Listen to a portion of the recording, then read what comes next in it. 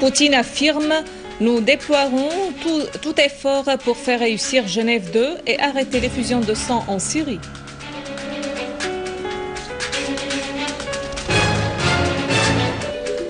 Lavrov et Zarif déclarent: la lutte contre le terrorisme figure dans nos priorités et les Syriens décideront eux-mêmes de leur sort. L'armée arabe syrienne poursuit la traque des terroristes à Homs, Hama et Alep, leur infligeant de lourdes pertes.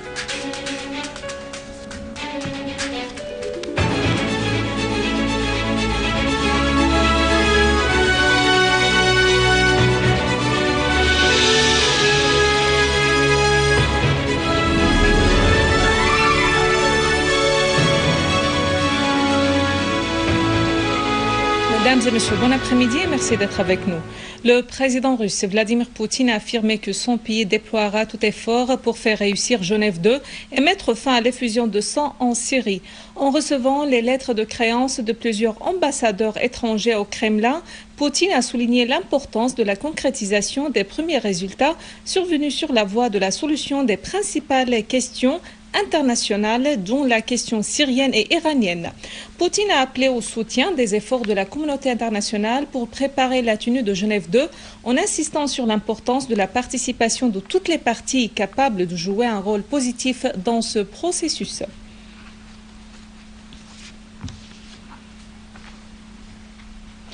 Les deux ministres russes et iraniens des Affaires étrangères, Sergei Lavrov et Mohammad Jawad Zarif, ont affirmé que la lutte contre le terrorisme est parmi les priorités de la Russie et de l'Iran.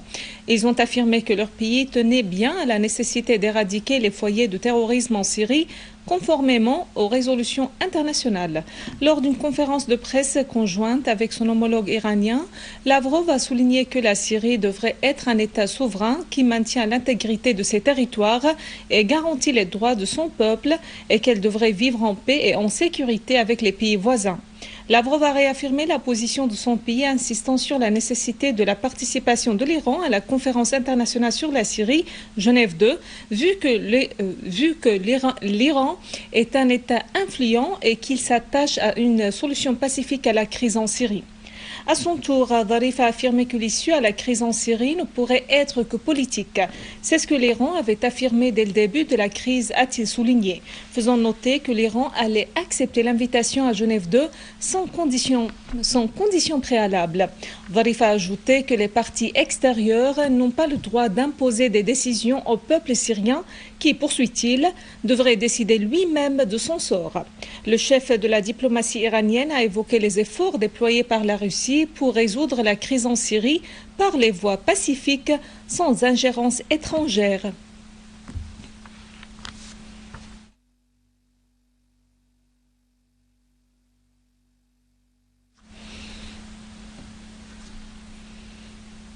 Le ministère russe des Affaires étrangères a fait savoir que le ministre des Affaires étrangères et des expatriés, Walid Mouallem, tiendra demain des entretiens à Moscou avec son homologue russe, Sergei Lavrov.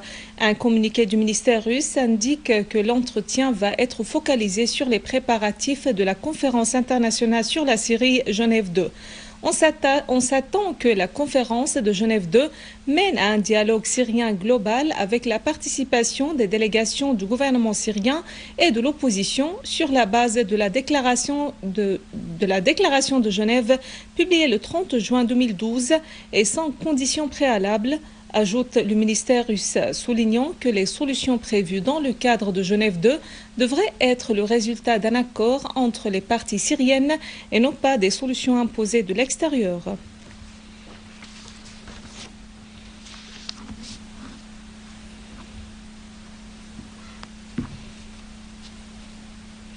Et pour commenter la tenue prochaine de la conférence de Genève 2 sur la Syrie, nous avons au téléphone depuis Paris M. Bassam Tahan, président du Rassemblement pour la Syrie et professeur de civilisation arabe. Monsieur Tahan, bonjour. Nous sommes en plein préparatif pour Genève 2. Quels sont les préparatifs concernant votre rassemblement? Et à votre avis, est-ce que cette conférence pourrait mettre fin au terrorisme en Syrie? Sur le terrain, nous pensons envoyer une délégation en soutien à la délégation officielle de notre gouvernement syrien légal et nous comptons camper carrément devant les lieux de ces réunions avec des slogans clairs qui soutiennent la légitimité de notre président Bachar el-Assad, de sa délégation, exigeant de tous les participants à ce Genève 2 de ne poser aucun préalable, aucune condition. Ces délégations qui sont là, qui prétendument représentent l'opposition, selon notre point de vue, ne représentent aucune légitimité. Et notre présence en tant que, si vous voulez, Syriens de l'étranger, c'est pour montrer que la délégation, la soi-disant délégation de l'opposition, entre guillemets, cette coalition qui ne représente qu'elle-même, a beaucoup moins de légitimité sur le terrain et au niveau politique que toutes les associations de Syriens de l'étranger qui vont se rendre également, qui n'ont pas le droit d'entrer au palais des négociations, mais qui seront là en témoignage de la légitimité de ces Syriens de l'étranger. C'est-à-dire cette coalition qui à 70% est islamiste et le reste n'est que formé que d'intellectuels farfelus, ne représente nullement les Syriens de l'étranger. Ce sont nous, les associations, que ce soit au Canada, dans les deux Amériques, en Australie, en Europe, qui représentons ces Syriens de l'étranger. Et nous, d'une seule voix, nous soutenons notre délégation officielle conduite par le ministre des Affaires étrangères de la Syrie. Je crois que ces pays-là qui veulent faire des dons à la Syrie, il vaudrait mieux qu'ils ferment leurs frontières et qu'ils arrêtent de faire des dons aux islamistes et aux rebelles. La solution pour la Syrie, c'est d'arrêter d'armer les rebelles, comme on l'a dit dès le début. Et je crois que de plus en plus, l'Occident est convaincu et se rend compte qu'il a perdu la bataille. Monsieur Bassam Tahan, président du Rassemblement pour la Syrie et professeur de civilisation arabe, merci pour votre intervention depuis Paris.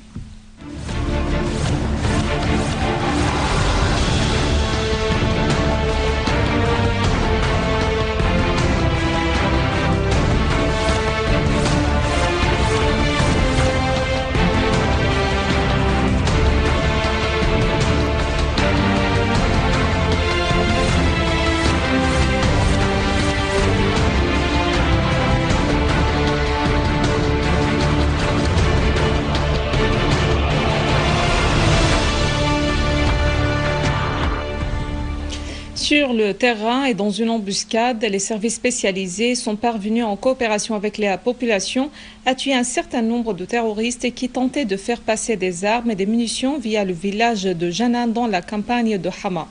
Ils ont de même confisqué de voitures chargées d'armes et de missiles anti-chars et d'équipements de transmission par satellite ainsi qu'une quantité de médicaments volés. À Homs, l'armée arabe syrienne a déjoué une tentative des terroristes visant à s'infiltrer depuis Al-Qussour dans Al-Masabir. Plusieurs terroristes ont été tués et blessés. Elle a également liquidé un groupe de terroristes à Al-Wa'ar, d'où ils tiraient des obus de mortier vers des zones sûres. L'armée arabe syrienne a ciblé des rassemblements de terroristes dans l'ouest de l'immeuble de la poste à Rastan, Bab Houd, Al-Rasibiya, Dar al-Kabira, Al-Khalidiya et Talas. Toujours à Homs, l'armée arabe syrienne a fait face à un groupe terroriste armé qui tentait de s'infiltrer depuis Al-Hola vers des villages voisins exploitant l'épais brouillard. Suite à cette opération, les terroristes ont été abattus. Une source militaire a déclaré à la télévision qu'une tentative d'infiltration des terroristes dans les deux villes d'Al-Roussiya et Foula a été déjouée, ajoutant que ces groupes terroristes ont tiré des obus vers la ville de Foula, blessant un certain nombre de citoyens et d'enfants.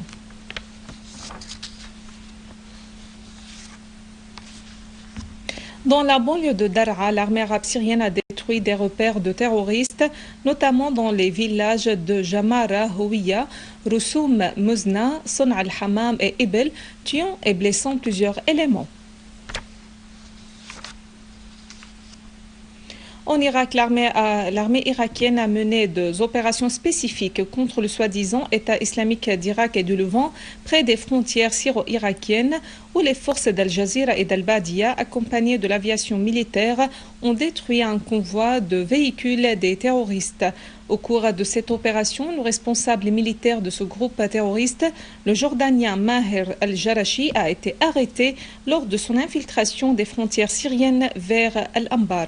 Dans le bassin d'Al-Azim, le commandement des forces de Tigre a procédé à la liquidation de 19 terroristes, dont l'émir du soi-disant Wilayat Al-Azim, et à la saisie d'une cache pour la fabrication des ceintures et des engins explosifs. Au Liban, 4 personnes ont été tuées et 26 autres blessées dans un attentat terroriste à la voiture piégée près de la municipalité d'Al-Hermel au nord-est du pays. Des sources libanaises ont indiqué que l'explosion s'était produite près de 3 banques et des locaux publics, dont le bureau de l'Agence nationale de l'information. Il s'agit de l'explosion d'une voiture de type Kia conduite par un suicidaire qui a fait sauter la voiture au moment où les citoyens se rendaient à la municipalité au centre de la ville. Dans les territoires palestiniens occupés, 5 Palestiniens, dont 4 enfants, ont été blessés dans un bombardement de l'aviation israélienne ciblant l'est et l'ouest de la bande de Gaza. Cependant, et avec l'annonce des autorités d'occupation israélienne d'un nouveau plan de colonisation pour la construction de plus de 1000 unités de logement à Jérusalem occupée et plus de 800 autres unités en Cisjordanie, des colons ont perquisitionné l'esplanade de la mosquée d'Al-Aqsa du côté de Bab el-Maghariba au milieu des mesures de sécurité renforcées par les soldats d'occupation qui ont procédé à l'arrestation de certains habitants de la ville sainte. En dépit des tentatives des frères musulmans pour entraver le processus du référendum, la victoire du oui au référendum constitutionnel en Égypte ne faisait aucun doute aujourd'hui avec 95% des voix. Les résultats officiels seront publiés samedi prochain. Les factions et les partis égyptiens ont qualifié ces résultats de messages forts et un coup dur asséné par le peuple égyptien aux frères musulmans.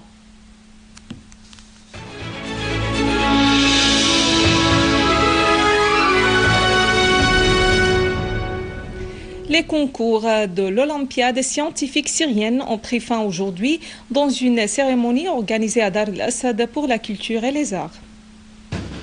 Les concours de l'Olympiade scientifique syrienne ont pris fin aujourd'hui à Damas avec la participation de 276 jeunes Syriens de tous les gouvernorats pour choisir les équipes nationales qui représentent la Syrie aux Olympiades mondiales l'été prochain. Les élèves participants ont salué les efforts du comité des Olympiades déployés dans la formation des élèves et dans le développement de leurs performances compétitives au niveau international. Je viens de Homs, c'est la deuxième fois que je participe à la Syrienne Olympiade. Je suis très heureux pour cette expérience et je souhaite pour chaque élève à cet âge de participer à cette compétition. L'Olympiade scientifique syrienne poursuit son projet national stratégique visant à former une génération qui se caractérise par la distinction scientifique qui pourrait la mettre sur la voie de la créativité et de l'épanouissement.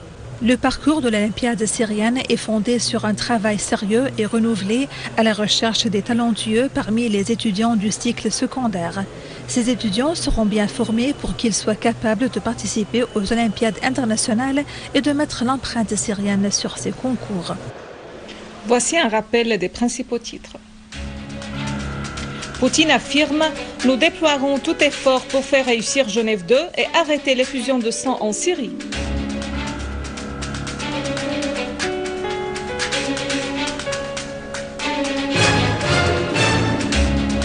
Lavrov et Zarif déclarent « La lutte contre le terrorisme figure dans nos priorités et les Syriens décideront eux-mêmes de leur sort ».